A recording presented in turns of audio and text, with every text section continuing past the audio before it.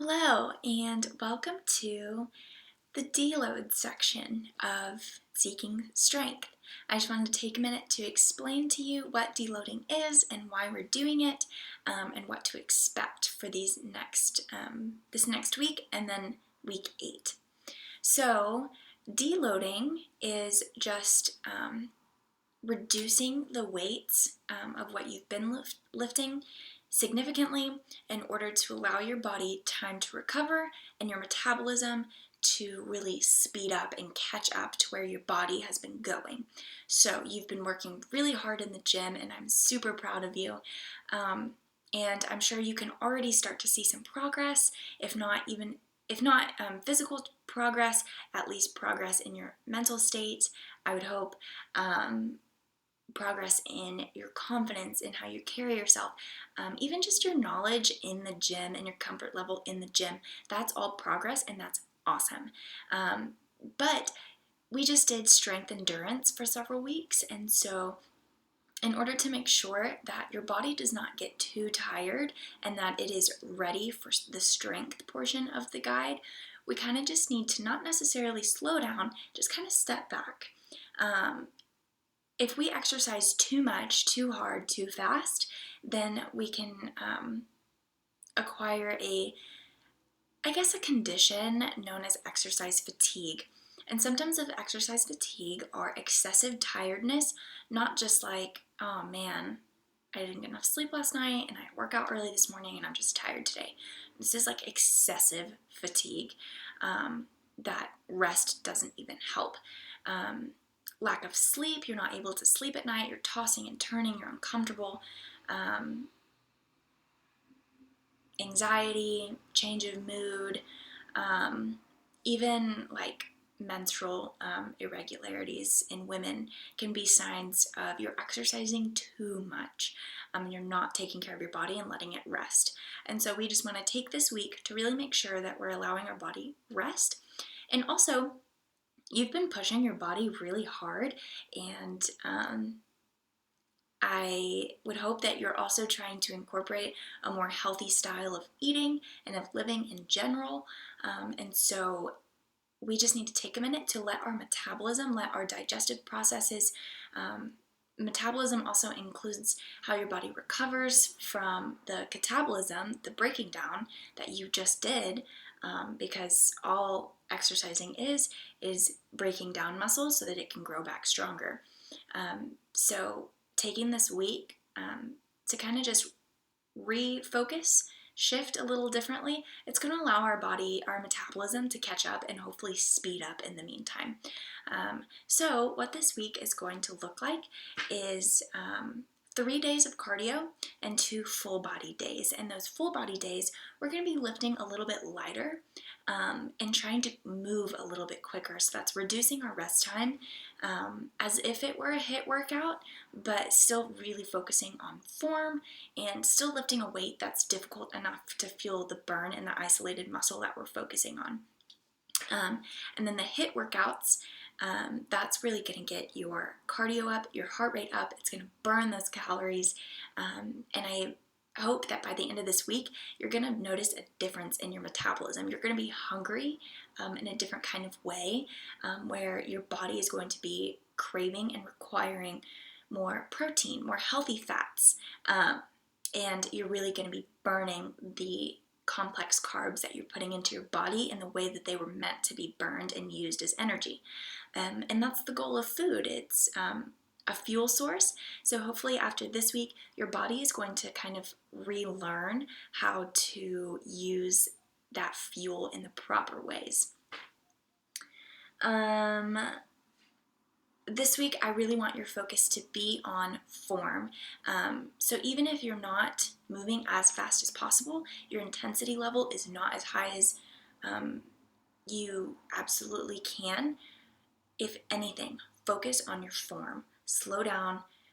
Be able to control your movements. We still want these movements to be impactful for our muscles and to get our heart rate up, but if you can't control the movements, then you're not really using the muscles that were intended for that movement. And I also want this week for you to focus on your mindset. For the past few weeks, we've been focusing on endurance. Finish this last rep, 2 more. And we were really focusing on, getting as much in as possible. But for this week, I want you to focus on your mindset. Where is your mind and where is your heart? Are you starting to feel more confident in your abilities in the gym? Are you starting to look at yourself in a different light and say, wow, I am capable. I can do this. I am proud of myself for the work that I'm putting in. I'm making progress and I'm meeting my goals. Are your goals realistic?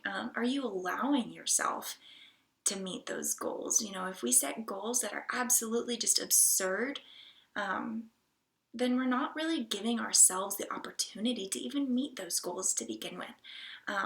So really just evaluate where you are. Also this week, I really want you to take time to focus on your diet. Like I said, food is fuel. So if we're not fueling our body correctly, how on earth can our bodies function during our workouts correctly? So this week, I really want you to pay close attention to the nutrition section of the guide. I am not by any means a registered nutrition. The advice that I have given you about nutrition is based off of an average person. That's a 2,000 calorie a day diet, and for the average active American, that is sufficient. For you, it may be different. So if you do feel like you have dietary needs that are different than the average American, please talk to a registered dietitian or to your doctor, because people don't really realize personal trainers are not certified unless they have additional certification on top of their training license to give nutritional advice for specific health or weight loss needs. The only advice that I can give you is weight loss comes from a caloric deficit from activity. Increased activity equals more calorie expenditure equals weight loss. That's really the extent of the dietary advice, the weight loss advice I can give you at least. Dietary advice, however, I can tell you what proteins are good, what fats are good, and what carbs are good to be putting into your body to fuel your workouts, to fuel what you are doing right now. So if you'll refer to the nutrition video, I talk about how carbs are used for energy. So if you're not getting enough carbs, you're not going to have enough energy, and your body is going to end up using the proteins that you need to be building your muscles. It's going to break those down as energy instead of using them to build muscle. So carbs are your friends. Carbs are not scary, especially this week during deload. If you are putting complex carbs into your body, they're going to be, and then going and working out, they're immediately going to be used as ready, available energy, and they're going to be burned. They're not going to be stored as fat. And so I think that's a common misconception that people think is that I just worked out, I don't want to go eat carbs, but that's the exact opposite. Is after a workout is the best time to eat carbs because your body is still metabolizing and still trying to catch up from all the activity that you just did. So this week, as you're burning more calories, you're doing more cardio, I want you to focus on using MyFitnessPal, not to restrict yourself calorie-wise, but to educate yourself and empower yourself to be eating enough of the right foods to fuel your body and get your body ready for what's about to come. Because we're about to jump into strength, and in order to have strength, you need some energy. You don't just lift 200 pounds out of nowhere. The energy needs to come from somewhere, and it has to come from our food. So, just to recap, summarize before I close out this video, this week I want you to focus on form, controlling your movements as fast as you can.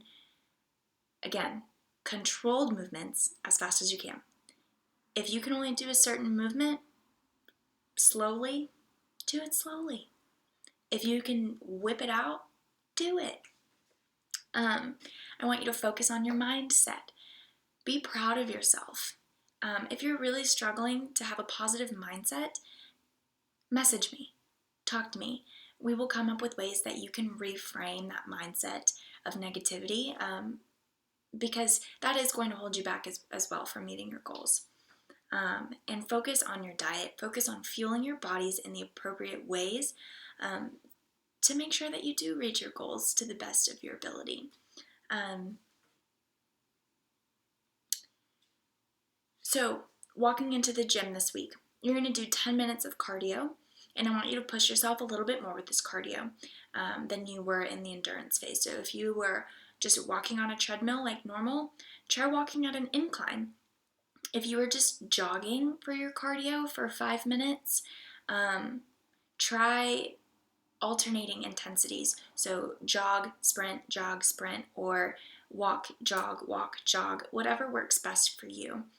Crank up the resistance on your elliptical, crank up the resistance on your rowing machine, or even just walk faster than you were previously. Try to get your heart rate up a little bit more.